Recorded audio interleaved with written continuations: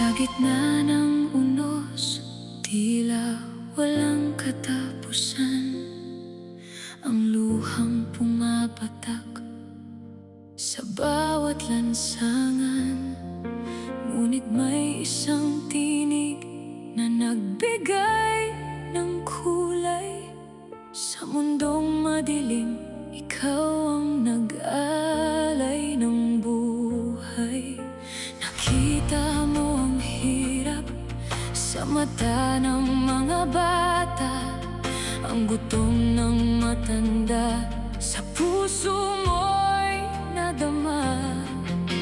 Hindi ka lumayo, bagkus ay lumapit. Si Boss JB ang sagot sa bawat Kumusta?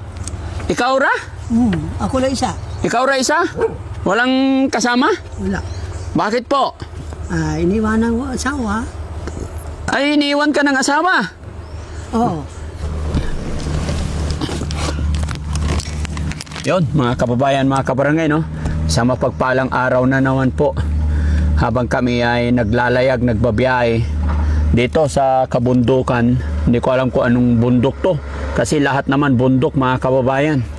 May napansin kaming bahay dito, kaya kukumustahin natin. Mag-isa lang siya, nasilip namin may nakatira, tatay. So titignan natin, mga kababayan, samahan niyo po ako para makausap natin, makumusta natin. Samahan niyo kami, mga kababayan. Matarik ka. Kuya Jesse, dito tayo. Dito ka lang sa aking tabi, kay baka hindi, basig di ko masabtan ng ija pagsulti. May translator ba? Okay, mauna ka, baka malaglag na naman ako. Ha? Baka malaglag na naman ako.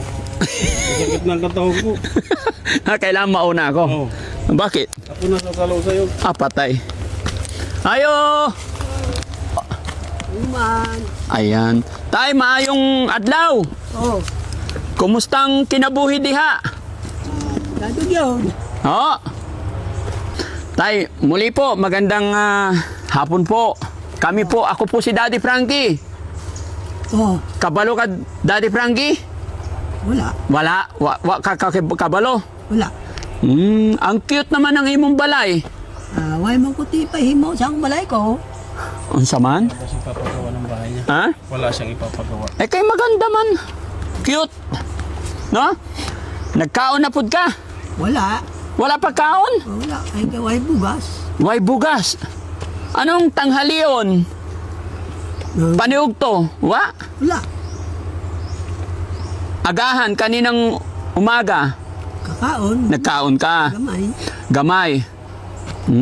Gabi unsay Kung madalaan ko sa akong anak nga magtrabaho, di makakaon ko. may anak ka nagtrabaho. Saan ang imo anak nagtrabaho? Wala sa karsada. Sa kalsada. Pila imo anak? Duha. Duha. Pila na ikaw katuig? Ay ilang taon na po kayo, tay? Kuha na. 62. 62. Dili na kaya magtrabaho. Di na. Bakit po? Tigulang naman. Tigulang na. Imo anak dito rin nakatira? Dito sa Pikas Balay. Sa Pikas na balay. Bakit isa mo lang dito? Hindi ka pwedeng magsama sa imong anak? Hindi man sila magkuhan kay gabantay man dito sa sa trabaho dito sa tao. Ano nangyari sa ulo mo, tay? Bakit? Nangararot man wala man ko sakit Natatanggal daw. Natatanggal. Pero wala naman sakit. Wala. Dati, tay, nung malakas ka pa, unsay trabaho nimo? Ang Oh? sa uma. Magsasaka. Pagsasaka. Oh. 62, parang hindi pa 62, murag malakas pa eh. Di na, luya na. Luya. Mahina na. Mahina na. Oh. So, umaasa ka na lang po sa iyong anak. Oo. Kawawa naman, wala pang paniugto, pa. Wala pa. Ba't hindi nagdala yung anak mo? Aron pa tao. Maya-maya daw. Maya-maya, alauna na. Sige lang. Sige lang. Wanta pa man. Ha? Magwanta pa man gutom. Makatiis pa. Na ako tinapay dire. Pahingi tinapay be. Tagay ko kaw ano kuan pan. Tanan bugas. Kung may ara, May ara. Pahingi tinapay tsaka bigas. Oy, ingat ka malaglag ka. Hindi biro-biro yan. Bato yung kalaglagan mo. Yung mga kababayan, nandito kasi si tatay. Kung mapapansin nyo ito, tignan nyo. Sobrang bundok talaga to. Tapos nandito lang siya sa gilid. Kalsada sa baba. Natanaw namin yung kanyang bahay dito. Kaya kinumusta lang namin. At ayon sa kanya mga kababayan, wala pa siyang paniog to. May dala tayong bigas at saka tinapay, kaya bigyan natin si tatay dahil alam ko napaka-importante sa kanila po ang bigas. No, tay? Tagaan ko kaw ng bigas salamat. tsaka tinapay. Salamat. Hindi mo alam yung Daddy Frankie? Hindi. Dili. Ako po si Daddy Frankie, tay. Kaibigan nyo. No? Oo. Kami po yung mga charity vlogger. Kabalo ka Facebook, tay. YouTube. Hindi. Dili paga. Dili gihapon na. Ayan. Tay, pagpasensya mo na yung tinapay. Salamat. May kape ka dyan. Wala. Timpla ka na lang ng kape sana. Naku, pati kape wala. Wala. Wala hurot. Okay. Ayan. Thank you, Kuya Tax. Dito, Kuya Tax.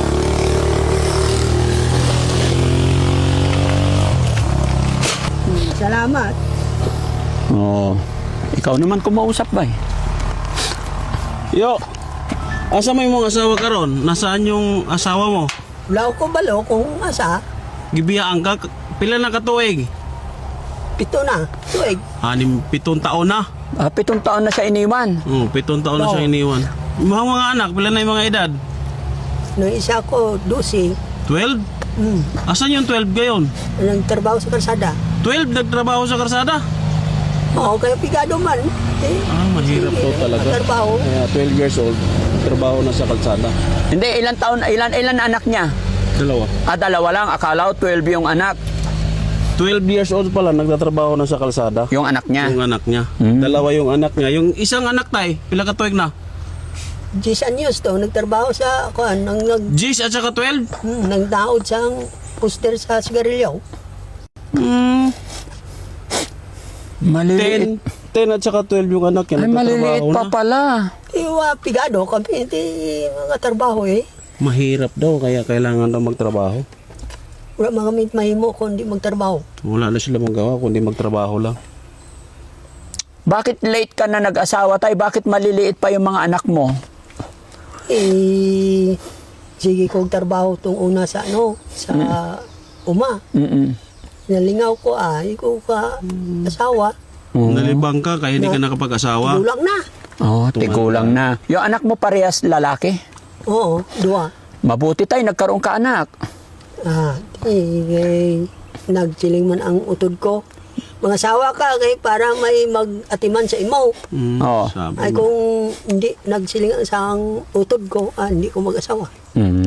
Kung hindi ka sinabihan ng imo silingan, di ka mag-asawa. Kapatid.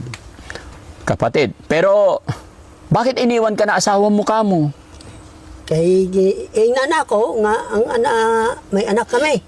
Nana ko nga ako, atiman na ng bata ni mo. Sa'yo pa, naglungag ka. Nagsiling mga, hindi ngita ka naglungag ni mo nga mayo. Ako ko, di bulag lang ta, kaya hindi ko gusto ng mga gutman bata. Ano daw? Maghiwalay na lang daw sila. Ayaw niyang magutuman yung mga anak niya. Kasi di marunong magdungag. Hindi ko malungag. Hindi marunong magsaing. Yung asawa? Yung asawa niya. Saan na siya karon? Wala ko kay balo, kundi ng Pila katuig ang imo asawa? 7 na katuig ang pagbulag namin. Pagbulad. 7 taon na. Oo. Ilang taon po siya ngayon? Mga 30 na. Bata pa. Ata pa, 14 man to na ako kay asawa. Ay, asawa mo 14 years old. Tapos nung naanakan mo ng 2, pinaalis mo na. Hindi raw marunong magsaing kaya pinalayas na raw. Pero bata pa kasi. Bata pa nun. 14 years old. 14 years Kay old. kuan manggod to ng nitibo. Ni Tibo yung... Tibo yung naanakan mo, kaya nung naanakan mo na siya, nauli na siya sa kanila. Kay hindi kay balo maglungag. Hindi ka balo maglungag. Sige lang ko hilak. Kay ang anak na ko maguli ko hindi makakaon. Bata pa manggod. Ay mag-istorya mga anak ko nga ginagutuman. Hilak ko. Bisag na ay dungagon? Amad mat. Kahit may sasaingin daw, hindi nagsasaing. Kaya nagugutuman yung mga anak niya. Karon kaya ako ay pag amunan ni na balda ko. Di mo ko ka lakaw kaayo. Asa may mong bali? Diri. May bali ka dyan. Bakit ka nabalian, tay? Tumba ba ko diri? Natumba ka. Tumba Basta ka. nang diri ko. Nabali na pati kamay mo. So yung anak niya ngayon, 10 at saka 12. Yes. Munang hindi ko trabaho karon. Kaya pala Muna hindi nga siya siya makapagtrabaho. Pakidaan ko balay ko, hindi ko ka pa trabaho. Asa na po yung mga anak? Kung adlaw magbisita sa ako diri man magadto Asa mo sila karon? sa uma sa akuan gumbra trabaho. Nagtatrabaho sa kalsada kahit saan ma-assign. Layo na dire. Dira lang sa ubos. Diyan lang sa baba. Pag humana na, asa na po na sila? Kung di naman dito na sa bukid. Kung pagkatapos yan, doon naman sa mas malayong bundok. Okay. Kawawa naman si tatay, no? Sige lang ko hilak. Ako naman isa diri sa balay. Maguli ang mga anak na ko tigdugay. Gaano kahirap ang buhay dito, be? Sa kalisod ang buhay dire Ay hirap hindi ay way magkukuban. Mahirap daw talaga kasi walang kasama eh. Mag-asawa ka ulit, tay. Hindi na ko kaya. Hindi na kaya. Di na kaya? Kaya. Ano naman? Tigulang naman. Matanda na.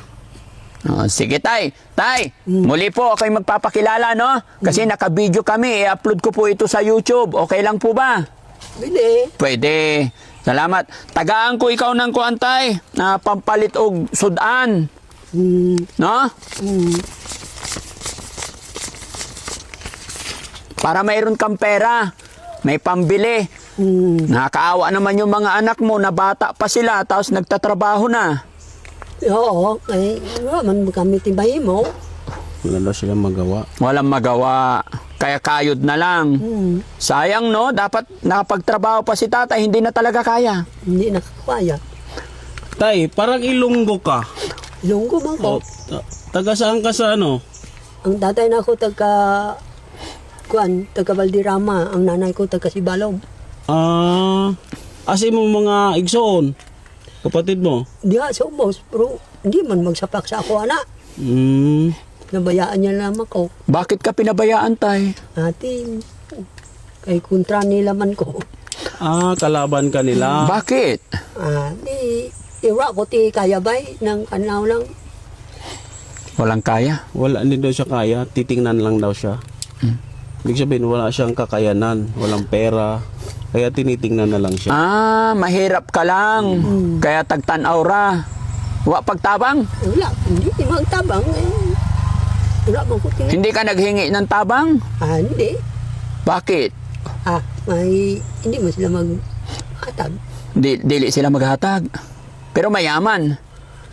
Tama-tama lang, makakaon man. Mahirap din. Nang magulang na ako, isa ginadaya man Tayo sa ingon mo sa mga igsoon mo. Salamat yun. Anong sabihin mo sa mga kapatid mo? Mapapanood ka nila, tay. Salamat sa inyo. Tanan. Hindi, nasuko mga sila sa imuha. Kung sa ingnon mo. Kung hindi ka mo magtabang sa ako, di mga muy lang ko sa ako, Kung hindi na siya tumutulong sa kanila, maghahanap buhay na lang siya mag-isa. Hindi mo na kaya kamo, tay, magtrabaho. May mga anak mo ko. May mga anak, 12 at saka 10. Mabuti, tay, kahit maliliit pa yung anak mo, naturuan mo na magtrabaho. Hindi man magtrabaho, pero Siling man nga, matarbaho lang kami pa ngay para makakaunta. Ayaw daw niya patrabaho pero nagsasabi sa kanya magtrabaho na lang daw pa. Oo, mabait sila, no? O, sige tay, tagay ko ikaw kwarta tay. Ang imong kamot. Yan. 1, 2, 3, 4, 5, 6, 7, 8, 9, 10. Salamat yun. Ha? Walang ano man, tay. Salamat. Ha? Walang ano man po tay. Kaya damo ginga salamat sa inyo. Tanan. Ha? Kaya ako lagi ko sa mahimo ba? Mm. Ang pinamila ko gahilak. Tiway mo ko mahimo. Ginabaligya pa ka utod na ko akong lupa. Ha? Ay, ko bilin. Bininta yung lupa mo ng kapatid mo. Karong ginakontra-kontra nila ko. Kay, way naman ko lupa. Wala ka ng lupa ngayon kasi bininta nila. Asan yung lupa nila? Mayroon naman siya lang lupa. Ba't sa'yo ang binenta? Ay, hikawan naman ko nga. Hindi ko makalupa. Inaapi ka nila. Oh. Hindi ka na pag-aral tay? Grade 3 lang ko. Grade Ito. 3. Kaya hindi niya maipaglaban yung sarili at karapatan niya, no? Yun ang mahirap talaga dito mga kababayan. Hirap sa kinabuhi, hirap sa pag-aaral, lisod na kinabuhi. So, tay, unsay gawon nimo sa kwarta na 5,000? Ipahimo na ako nigbalay ko. Baka palit og pagkaon, balik sudan, palit kape. Kape. Masaya ka ba tay na nandito ang Team Daddy Frankie? Saya. Masaya. Sa ingnon mo tayo, sa mensahe nimo. Napaigid ko sa inyo. Sa pa? Kay hatagan niyo ko og pangbakal kape. Sa pa? Ana lang. So, yun, mga kababayan, mga kabarangay, no? Si tatay na nadaanan natin at nalaman natin yung kwento ng kanyang buhay. Halos lahat po mga kababayan ng mga ating mga kababayan na nandito sa bundok. Makikita talagang pare-parehas po yung daing. Hirap sa bigas, hirap kumita ng pera. Kaya maraming salamat po. Isa na naman nating lolo ang natagpuan natin dito sa bundok na talagang ultimong kape, wala daw asukal. Ngayon tayo makakabili ka na ng kape. No. Palit ka kape tay ha. Pagkain, makapagsaing ka na. Ingatan mo yung bigas, baka mabasa. Asa man ang butang nimo tay? Tabangan tara ka tay. Kaya nimo? Pabutang na ako sa Akin eh, Mike. Papabutang daw para hindi ano. Asa lapita? Uy, Maguba ang balay. kasi mahugmag tay.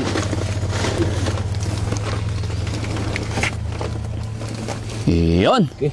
So mga kababayan, bago matapos ang bidyong ito, syempre ako'y magpapasalamat sa ating mga sponsors na sila ang dahilan kung bakit may bigas tayong pinapamigay dito ngayon. Si Ma'am Malu de los Santos, kay Ma'am Jenilita Kilding, at saka kay Ma'am Inday Okray TV. Dahil po si Ma'am Malu de los Santos nagbigay po ng 15,000. Ma'am Jenilita Kilding nagbigay po siya ng $100. At si MK Inday Okray Team Saltic nagbigay ng 3,000 pesos. Siya naman pong ibinili ko ng bigas para maihatag natin sa ating mga kababayan dito sa parting Mindanao. Kaya masaya po ako dahil lagi kayong nakasupport, lagi kayong nandyan para sumuporta sa Team Daddy Frankie. Kaya maraming salamat po sa lahat din po nang nandyan sa baba sa premiere natin. Mabuhay po kayong lahat. Salamat po sa lahat ng mga viewers natin. Kayo po ang dahilan kung bakit malakas ang Team Daddy Frankie, patuloy na nakakatulong dahil sa walang sawa ninyong pagsuporta. Maraming salamat po. At syempre mga kababayan, mga kabarangay, kung maaari lamang po, suportahan din po natin ang ating mga sponsor, magmula po kay Ma'am Malu de los Santos. Nandyan po ang kanilang YouTube channel, puntahan nyo na lang po. Ganon din po sa Facebook page ni Ma'am Jenilita Kilding po. Malaking bagay po na makilala nyo rin sila pakasakali, kaya puntahan nyo yung kanilang mga channel, support natin sila. Ganon din sa YouTube channel ni Ma'am NK Inday Okray TV. Sila po ay puspusan or mula noon tumutulong sa Team Daddy Frankie. So masaya po ako na ipakilala sa inyo ang aking mga sponsor para puntahan sila baka sakali kayo naman ang mabigyan nila. So maraming salamat sa atin lahat mga kababayan. Mabuhay po tayong lahat. Daddy Frankie po nagmumula po dito sa North Cotabato. Ayan, mabuhay po tayong lahat mga kababayan. God bless po sa atin lahat at shout out kay Sir Butiti na siyang dahilan kung bakit napupuntahan natin yung ating mga kababayan. Kaya mga kababayan ko, dito sa parting Luzon, support din po sana natin si Edison Butiti. Mabuhay po tayong lahat. Tatay, thank you so much. Magandang hapon po. Salamat. Ingat po kayo parati, tay. God bless po.